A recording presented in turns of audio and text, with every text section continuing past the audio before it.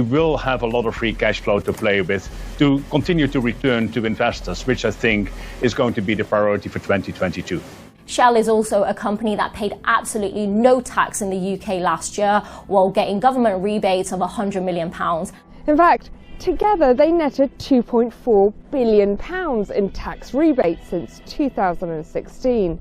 A windfall tax would address that. Energy prices are rising by 54% in this country, whereas across the Channel in France, they will see an increase of 4%.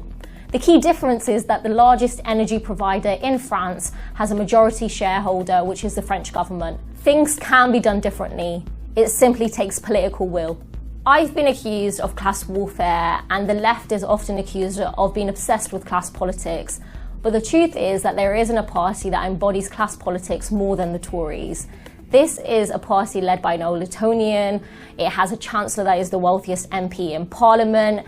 2/3 of its cabinet are privately educated, and it is funded by 1/3 of UK billionaires. They are serving the interests of their class, and that's why they're more than happy to give £1 billion in a tax giveaway to bankers, while at the same time slashing social security and pensions by 4%. That is Tory class war.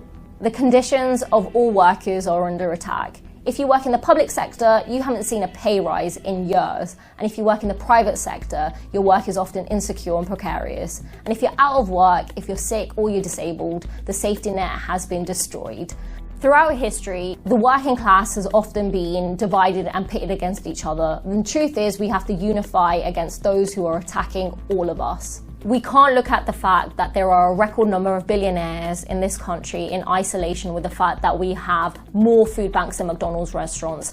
These two things are directly linked. When we have people with excessive wealth, then we are going to have so much poverty. The cost of living crisis is not just numbers or statistics. It's people who can't afford to heat their homes. It's children who go to sleep hungry at night. We run out of bread and stuff to go in the sandwiches.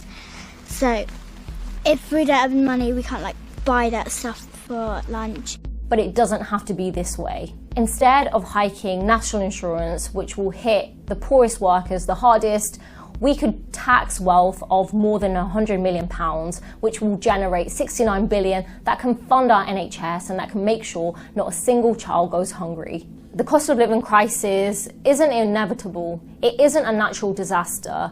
It's because of political choices, and this government is not on your side.